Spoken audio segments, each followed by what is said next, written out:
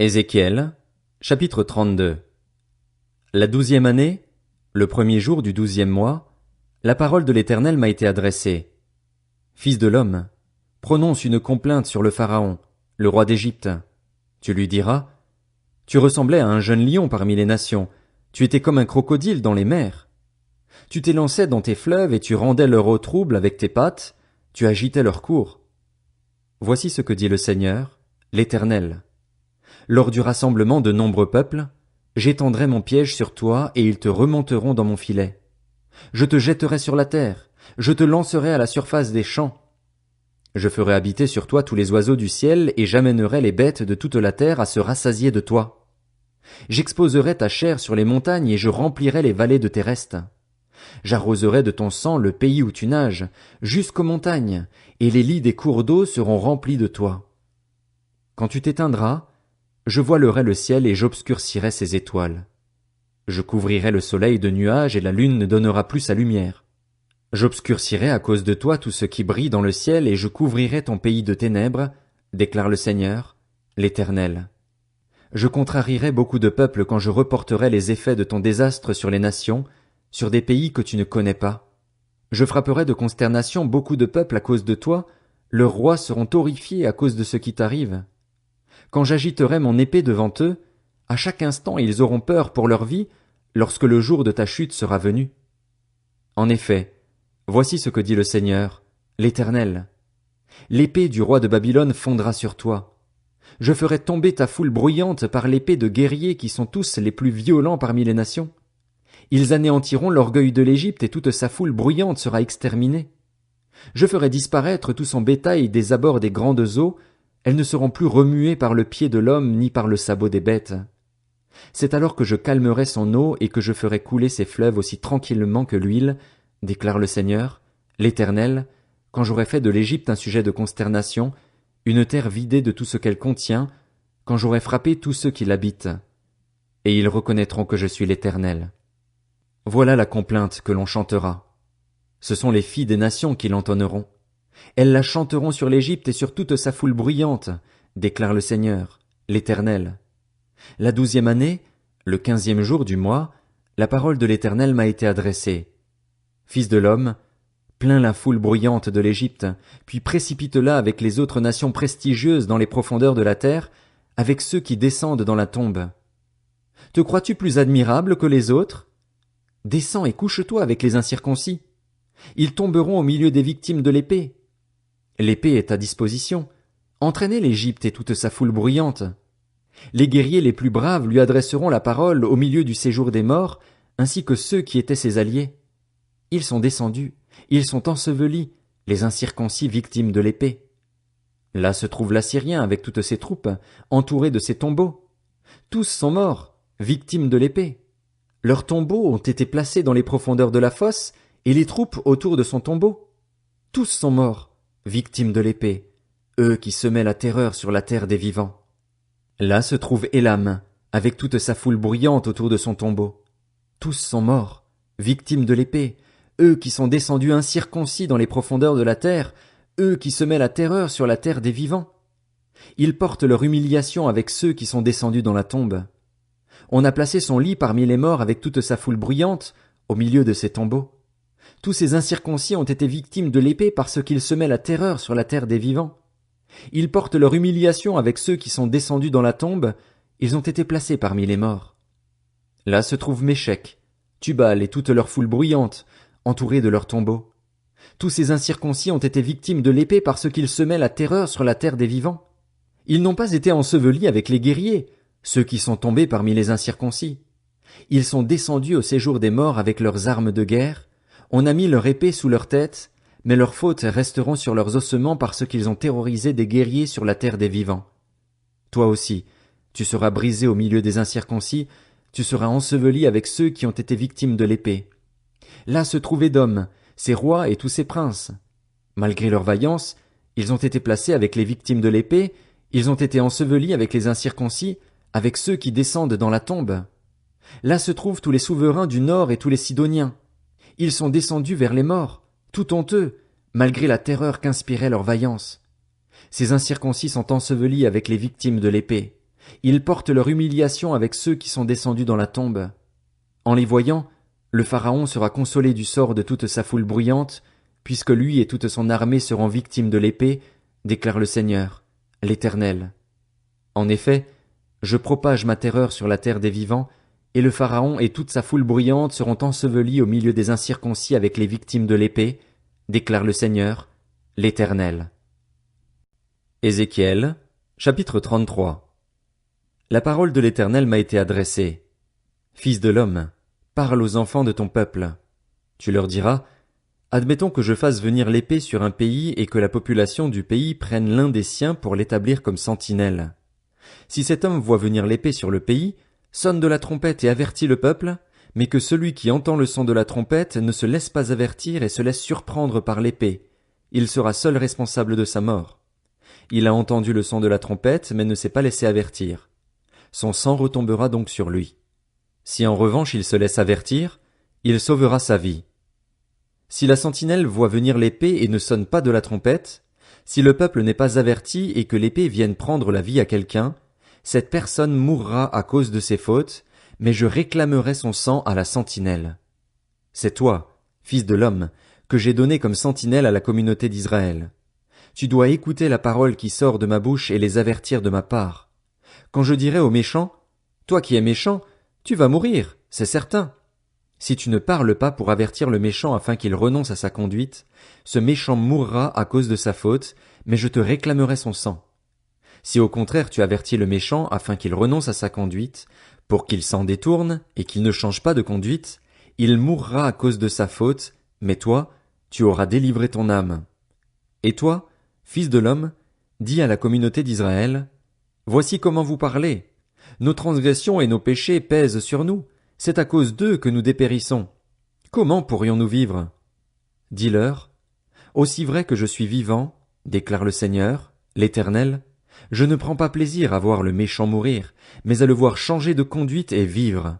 Renoncez, renoncez à votre mauvaise conduite. Pourquoi devriez-vous mourir, communauté d'Israël? Et toi, fils de l'homme, dis aux membres de ton peuple, la bonne conduite du juste ne le délivrera pas, si un jour il se met à commettre des transgressions, et le méchant ne trébuchera pas à cause de sa méchanceté, si un jour il y renonce, pas plus que le juste ne pourra vivre grâce à sa justice si un jour il commence à pécher. Lorsque j'affirme au juste qu'il vivra, s'il place sa confiance dans sa justice et se met à commettre l'injustice, toute sa justice passée sera oubliée et il mourra à cause de l'injustice qu'il a commise. Lorsque je dis au méchant, tu vas mourir, c'est certain, s'il renonce à son péché et se met à appliquer le droit et la justice, s'il rend le gage, s'il restitue ce qu'il a extorqué, s'il suit les prescriptions qui donnent la vie en ne commettant plus d'injustice, il vivra, il ne mourra pas. Tous les péchés qu'il a commis seront oubliés. Puisqu'il applique le droit et la justice, il vivra, c'est certain. Les membres de ton peuple disent, la manière d'agir du Seigneur n'est pas correcte, mais c'est leur manière d'agir qui n'est pas correcte. Si le juste renonce à sa justice et commet l'injustice, il mourra à cause de cela. Si le méchant renonce à sa méchanceté et applique le droit et la justice, il vivra grâce à cela. Vous avez dit, la manière d'agir du Seigneur n'est pas correcte. Je vous jugerai chacun en fonction de sa conduite, communauté d'Israël. La 12e année de notre exil, le 5e jour du 10e mois, un rescapé de Jérusalem est venu vers moi et m'a dit, la ville a été prise. La main de l'Éternel avait reposé sur moi le soir précédant l'arrivée du rescapé, et l'Éternel m'avait rendu la parole avant qu'il ne vienne vers moi le matin. Ma bouche s'était ouverte, je n'étais plus muet. Alors la parole de l'Éternel m'a été adressée. Fils de l'homme, ceux qui habitent les ruines de la terre d'Israël disent, Abraham était tout seul, et il a reçu le pays en héritage. Puisque nous sommes nombreux, c'est à nous que le pays a été donné en propriété. C'est pourquoi, annonce-leur, voici ce que dit le Seigneur, l'Éternel. Vous mangez vos aliments avec le sang, vous levez les yeux vers vos idoles, vous versez le sang, et vous posséderiez le pays? Vous vous appuyez sur votre épée, vos femmes s'adonnent à des pratiques abominables, chacun de vous rend impure la femme de son prochain, et vous posséderiez le pays? Tu leur transmettras ce message. Voici ce que dit le Seigneur, l'Éternel. Aussi vrai que je suis vivant, ceux qui se trouvent parmi les ruines tomberont par l'épée, ceux qui se trouvent dans les champs, Je les donnerai à manger aux bêtes sauvages, et ceux qui se trouvent dans les endroits escarpés et dans les cavernes mourront par la peste. Je ferai du pays un sujet de consternation et un endroit dévasté. Ce sera la fin de l'orgueil qu'il tirait de sa force. Les montagnes d'Israël seront dévastées, plus personne n'y passera.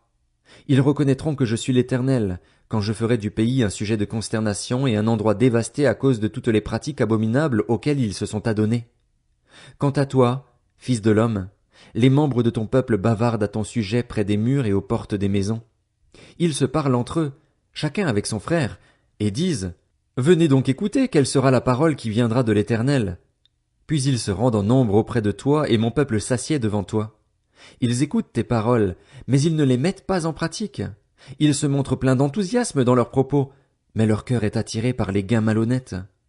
Tu es pour eux comme un chanteur enthousiasmant, doté d'une belle voix et jouant bien de son instrument. Ils écoutent tes paroles, mais ils ne les mettent pas en pratique. Quand tout cela arrivera, et voici que cela arrive, ils reconnaîtront qu'il y avait un prophète au milieu d'eux.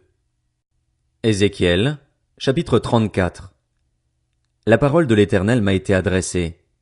Fils de l'homme, prophétise contre les bergers d'Israël. Prophétise et dis-leur, à ces bergers, voici ce que dit le Seigneur, l'Éternel.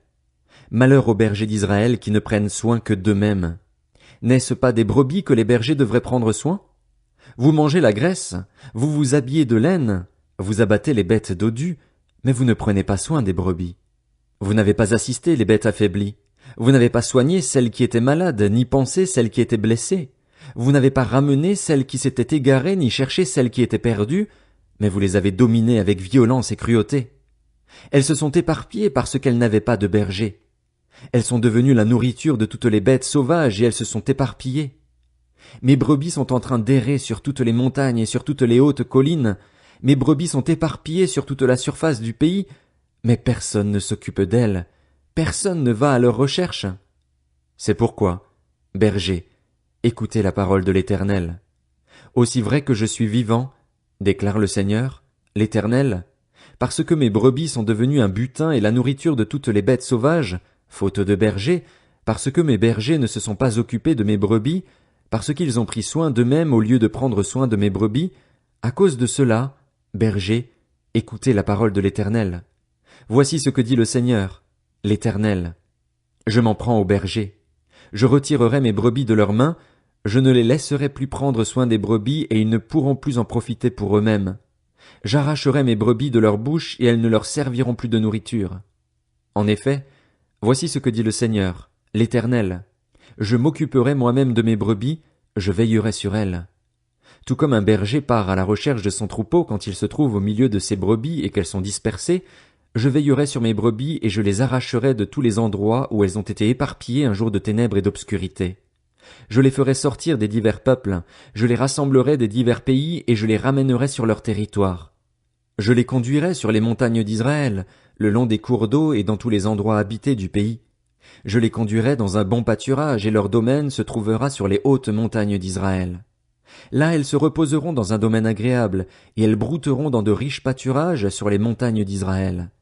C'est moi qui prendrai soin de mes brebis, c'est moi qui les ferai se reposer, déclare le Seigneur, l'Éternel. J'irai à la recherche de celle qui est perdue, je ramènerai celle qui s'est égarée, je panserai celle qui est blessée et j'assisterai celle qui est affaiblie. En revanche, je détruirai celles qui sont grasses et vigoureuses. Je veux prendre soin d'elles avec équité.